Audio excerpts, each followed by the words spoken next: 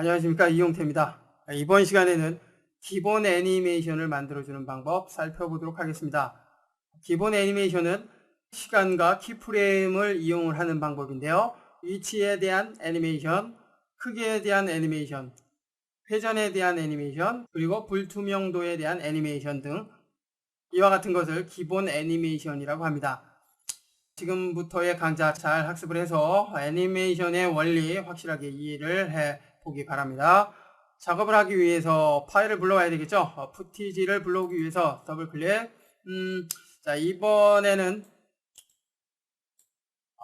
빗자루를 탄 소년과 하늘 1번을 불러오는데요. 하늘이 0, 1번, 0, 2번 두 개로 나눠졌죠. 이렇게 번호가 붙어 있는 파일은 시퀀스 형태로 사용을 할 수 있기 때문에 시퀀스를 체크를 하면 시퀀스 형태의 비디오 파일로 사용할 수가 있습니다. 그러나 지금은 하나의 파일만 사용할 것이기 때문에 시퀀스는 해제를 해 놓고 작업을 합니다. 컨트롤 키를 누른 상태에서 두 개의 파일을 모두 선택을 해 줍니다. 됐죠? 여기 적용이 됐습니다. 여기에서 하늘 푸티지의 규격과 똑같은 컴포지션을 만들어주기 위해서 직접 끌어다 넣거나 아니면 드래그해서 요 Create Your New Composition 위로 갖다 놓거나 혹은 우측 마우스 버튼 New Comp from Selection을 선택을 하면 됩니다. 자, 이번에는 요 메뉴를 사용해보죠. 자, 그러면 해당 하늘 푸티지와 규격이 같은 컴포지션이 만들어졌고요. 시간은 40초가 되는군요. 이전에 사용했던 시간 그대로 반영이 되기 때문에 컴포지션 세팅에서 시간만 조절을 해봅니다. 시간은 한 10초 정도로 줄여주죠. 됐고요. 나머지는 그대로 사용을 해봅니다. 자, 위드스와 하이트의 크기를 보니까 엄청나게 크다는 것을 알 수가 있죠. 자, 이전에 우리가 사용했던 HDV 규격과는 확실하게 차이가 나는 것을 알 수가 있습니다.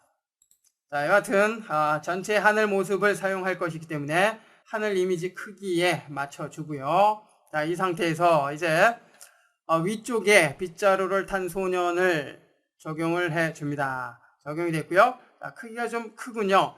크기를 좀 줄여볼까요? 크기를 조절하는 방법은 해당 레이어의 트랜스폼의 스케일을 통해서 조절을 해줄 수 있고요.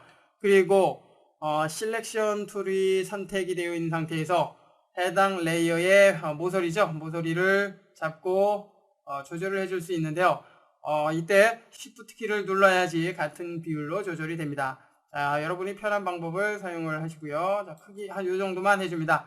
자, 이제 빗자루를 탄 소년이 해리포터처럼 이렇게 빗자루를 타고 날아가는 장면 표현을 해보도록 하겠습니다. 자, 일단 시작이 되는 위치 잡아주고요.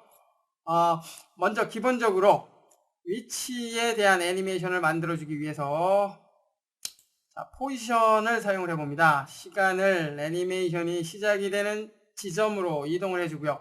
가령 1초부터 움직임을 주겠다, 즉 애니메이션을 만들겠다라고 한다면 1초로 타임 마커를 이동을 해주면 되겠죠.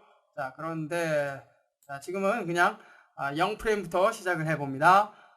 시간이 이동이 됐고요. 이제 키프레임을 만들어줘야 되는데요. 키프레임을 만들어주기 위해서 포지션 좌측에 있는 시계 모양이죠. 스탑워치를 클릭합니다. 그러면 이렇게 스탑워치가 켜진 상태로 됐고요. 자동으로 현재 시간에 키프레임이 만들어진 것을 알 수가 있습니다. 지금의 이 키프레임의 속성 값은 포지션에 해당이 되죠. 포지션에 X가 2515.5 그리고 Y가 3013.5에 대한 속성 값을 가지고 있습니다. 현재 0프레임의 키프레임의 속성 값은 요 값이 되겠죠. 자, 이제 시간을 이동을 합니다. 시간을 한 1초 정도 이동을 해주고 위치를 위쪽으로 한번 이동을 해주는데요. 직접 수치를 통해서 설정을 해도 되고요. 그리고 수치 위에서 드래그해서 설정을 해줄 수도 있습니다. 정확한 수치가 필요하다면 지금의 값을 이용을 하면 되겠고요. 그렇지 않다면 직접 컴포지션에서 해당 레이어를 이렇게 이동을 해주면 됩니다. 됐나요? 이동을 하니까 이렇게 경로가 생겨난 것을 알 수가 있고요. 이렇게 경로를 보면 점점점으로 되어 있죠. 지금의 이 점이 프레임의 개수입니다. 현재 0에서 1초까지 사용이 된 프레임 개수가 쉬어보면 한 30개 되겠죠. 자, 그리고 현재 시간에는 역시 자동으로 타임 마커가 자동으로 키프레임이 만들어진 것을 알 수가 있고요. 지금의 키프레임의 속성은 아까하고는 다르죠. 494.5 그리고 Y가 2181.5 이전과는 다릅니다. 자, 이전에는 2515, 3013이었는데 지금 만들어진 요 키프레임은 자, 요거를 통해서 이동을 해보죠. 많은 차이가 있는 것을 알 수가 있습니다. 차이가 나기 때문에 변화가 생기는 것입니다. 이러한 원리로 애니메이션이 만들어지는데요. 처음에는 요 값 그대로 요 값이었다가 그 다음에 시간이 이동이 되고 수치가 변함에 따라서 해당 레이어의 모습도 달라지게 되는 것입니다. 그죠? 이렇게 가령 현재는 1초에 대한 애니메이션만 만들었는데요. 2초에 대한 애니메이션을 또 만들고자 뭐 이렇게 2초로 이동하고 또 다른 변화를 준다면 역시 키프레임이 만들어지겠고요. 변화된 그 상태로 애니메이션이 만들어집니다. 이와 같이 키프레임과 시간 그리고 설정 값을 통해서 우리가 원하는 애니메이션을 만들어 줄 수 있는 것입니다. 참고로 지금의 애니메이션에 속도에 관한 설정을 해주기 위해서는 그래프 에디터가 사용이 되는데요. 선택을 해 보고요. 선택을 하니까 이전에 키프레임 타입에서 그래프 타입으로 바뀐 것을 알 수가 있습니다. 그래프를 보면 현재 이렇게 선으로 되어 있죠. 노란색은 키프레임이고요. 선을 보니까 수평선으로 되어 있습니다. 즉 시작 키프레임과 두 번째 키프레임 사이에서의 속도는 일정하다는 것을 알 수가 있죠. 그러나 실제 운동 에너지 법칙에 의해서 속도를 설정한다면 처음에는 속도가 느리게 되겠고요. 그 다음에 가속력이 붙어서 빨라지게 되겠고요. 그리고 정지할 때는 다시 느려지게 되겠죠. 이와 같은 운동의 법칙을 그대로 반영하고자 한다면 지금의 이 그래프의 모습을 변형을 시켜야 합니다. 지금 그래프를 보면 조금 확대를 해볼까요? 키프레임 옆에 이렇게 핸들이 있는 것을 알 수가 있는데요. 지금의 핸들을 조절을 해서 속도를 조절을 해줄 수가 있고요. 그리고 아래쪽에 easy is in 그리고 easy is out을 통해서 속도를 조절을 해줄 수가 있습니다. 가령 속도 조절이 필요한 키프레임을 선택을 하고 easy is를 선택을 해보면 이렇게 변화가 생기죠. 지금의 그래프의 선이 아래로 내려갈수록 속도가 느려지고요. 위로 올라갈수록 빨라집니다. 그리고 그렇다면 지금의 이 그래프를 보면 처음엔 속도가 상당히 느리죠. 그리고 서서히 빨라졌다가 나중에는 느려집니다. 이지이즈를 사용을 하면 실제 운동 에너지에 근거를 해서 자동으로 이와 같은 속력을 만들어 줍니다. 그렇다면 컨트롤 Z 키를 눌러서 원래 상태로 이동을 한 상태에서 확인을 해봅니다. 플레이. 자, 어떻습니까? 속도가 일정한 것을 알 수가 있죠. 다시 한번 여기에서 워크 에리어를 9까지만 이렇게 해주고 반복해서 사용을 해봅니다. 자, 루프를 일단 켜주고요. 자, 확인 플레이.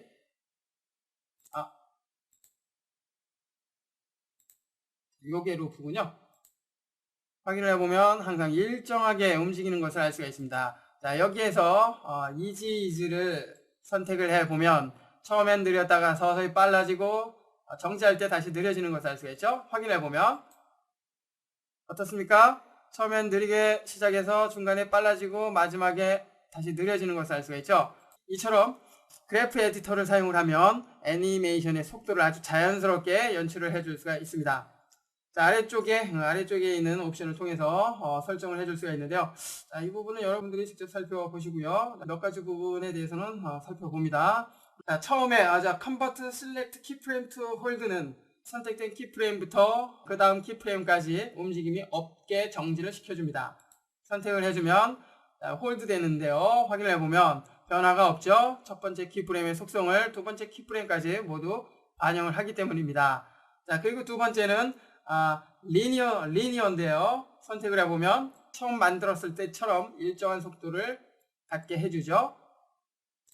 그리고 그 다음은 오토 베지어인데요. 클릭을 해보면 곡선의 그래프를 만들어 줄 수 있는 베지어 상태로 만들어집니다. 자, 그렇기 때문에 여기 핸들을 통해서 원하는 모양으로 그래프를 만들어 줄 수가 있습니다.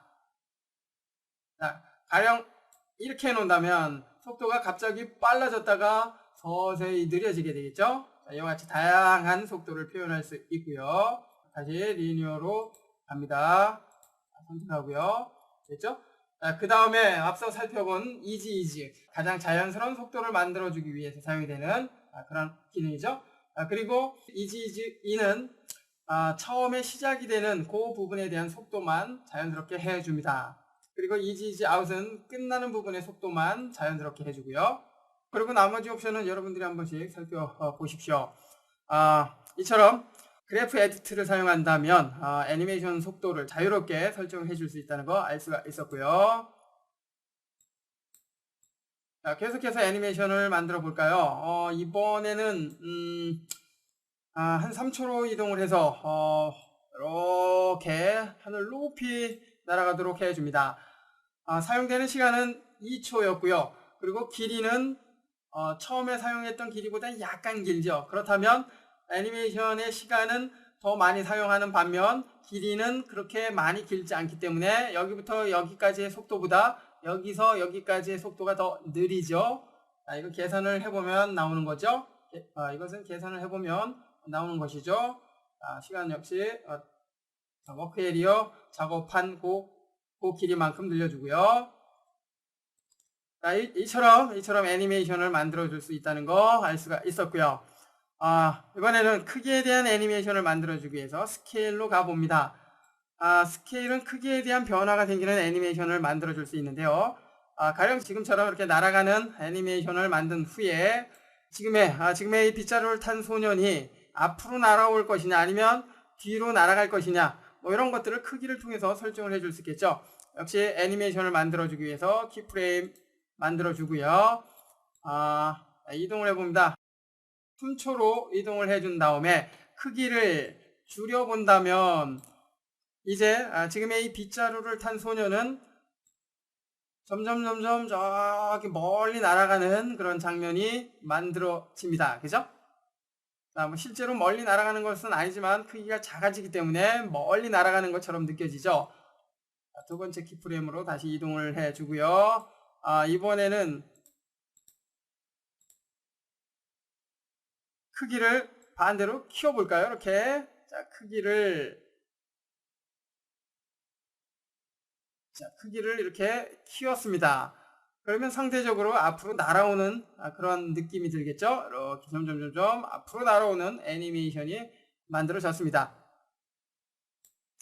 이처럼 크기에 대한 변화 역시 키프레임을 통해서 애니메이션을 만들어 줄 수 있다는 거 알 수가 있었고요.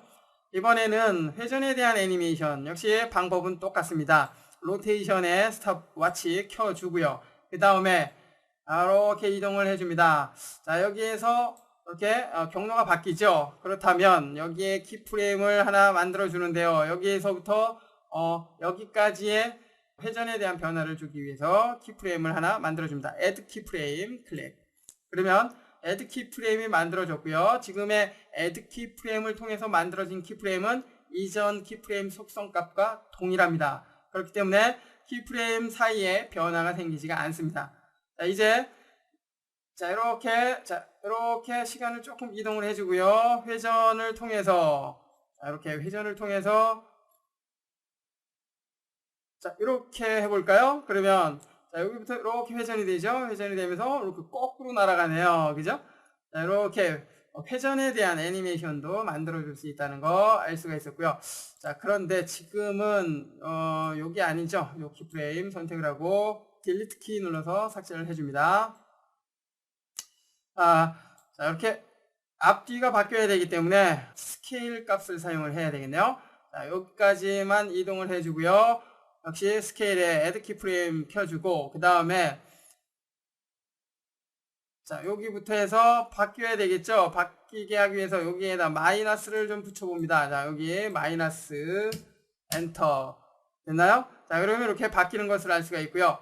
그런데 여기는 Y축은 마이너스가 필요 없기 때문에 링크를 해제를 해주고요. 여기는 마이너스를 삭제를 해줍니다.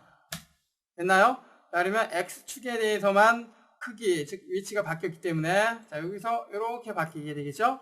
마치 그림자 애니메이션처럼 만들어진 것을 알 수가 있습니다. 자, 그리고 여기에서 변화가 생기는군요. 그 이유는 마지막 키프레임의 수치가 마이너스가 아니기 때문이죠. 자, 여기서 마이너스로 해줍니다. 됐나요? 자, 그러면 항상 같은 방향으로 움직이는 것을 알 수가 있습니다. 됐죠? 참고로 로테이션은 뭐 바람개비가 돌아가거나 풍차가 돌아가거나 선풍기가 돌아가는 등 바퀴가 돌아가는 등과 같은 이러한 회전이 되는 애니메이션을 만들 때 아주 효과적으로 사용이 됩니다. 그리고 아래쪽에 있는 오페시티는 불투명도에 대한 설정을 해줄 수 있는데요. 역시 키프레임을 통해서 애니메이션을 만들어 줄 수가 있습니다. 처음에는 보이지 않게 해주기 위해서 키를 잡아주고 오페시티 값을 0으로 해줍니다. 그러면 보이지가 않죠. 그 다음에 뭐 서서히 나타난다 그러면 그 시간에 값을 100으로 해주면 여기부터 여기까지 0에서 100으로 이렇게 나타나는 장면이 만들어집니다. 그죠? 자, 그리고 뭐 끝부분에서 사라지게 한다면 역시 끝나기 바로 직전에 시간을 갖다 놓고 키를 add 키프레임을 통해서 만들어줍니다. add 키프레임은 이전 키프레임과 동일한 속성이라고 설명을 했었죠. 그렇기 때문에 변화가 생기지 않고요. 그 다음에 완전히 사라지는 시간으로 이동을 해주고 0으로 해주면 이렇게 사라지는 것을 알 수가 있습니다. 자, 이렇듯 포지션과 스케일, 로테이션, 오페시티를 통해서 기본 애니메이션을 만들어 줄 수 있다는 거 알 수가 있었습니다. 참고로 맨 위에 있는 앵커 포인트는 해당 레이어의 중심점에 대한 변화를 줄 수 있는데요. 앵커 포인트는 직접 여기에서 수치를 통해서 설정을 해줄 수도 있고요. 변화가 생기죠. 레이어의 위치가 바뀌는 것을 알 수가 있는데요. 실제 레이어의 위치가 바뀐다기보다는 중심점인 앵커 포인트의 변화가 생겨서 바뀌는 것입니다. 자, 컨트롤 키를 눌러서 다시 원래 상태로 되돌아가고요. 자, 여긴 0이었죠. 앵커 포인트 역시 키프레임을 통해서 애니메이션을 만들어 줄 수 있지만 앵커 포인트는 거의 애니메이션을 만들지 않기 때문에 사용할 일은 거의 없고요. 참고로 툴바에 펜 비하인드 툴을 사용을 하면 앵커 포인트의 위치를 직접 이동을 해줄 수가 있습니다. 아래쪽에 앵커 포인트의 수치를 이동을 하면 앵커 포인트는 고정이 되고 레이어의 위치만 바뀌는데요. 지금의 펜 비하인드 툴을 사용하면 레이어의 위치는 변화가 생기지 않고 앵커 포인트의 위치만 바꿔줄 수 있습니다. 참고하십시오. 기본 애니메이션에 대해서 살펴보고 있는데요. 마지막으로 애니메이션을 만들 때 포지션부터 오페시티까지의 애니메이션을 만들 때 모든 옵션을 열어놓고 애니메이션을 만들면 타임라인의 공간이 부족하기 때문에 해당 옵션에 대해서만 열어놓고 애니메이션을 만들어주기 위한 단축키 살펴보도록 하겠습니다. 자, 일단 닫아주고요. P키를 누르면 포지션만 이렇게 나타납니다. 참고로 단축키를 사용하기 위해서는 글자 입력 모드가 영문으로 되어 있어야 됩니다. 다시 한번 누르면 사라지고요. T키를 누르면 오페시티에 대한 옵션만 나타납니다. 그리고 크기를 설정하기 위해서 S키를 사용하고요. 스케일. 그리고 회전을 위해서 R키를 사용을 합니다. 로테이션이 열리죠. 다시 한번 선택을 하면 다시 한번 누르면 사라지고요. 참고로 A키를 누르면 앵커 포인트에 대해서만 나타나는데요. 앵커 포인트는 애니메이션 만들 일이 거의 없기 때문에 단축키를 굳이 기억을 하실 필요는 없을 것 같습니다. 자, 이처럼 애니메이션을 만들 때 해당 옵션만 열어놓고 애니메이션을 만들기 위한 단축키까지 살펴봤습니다.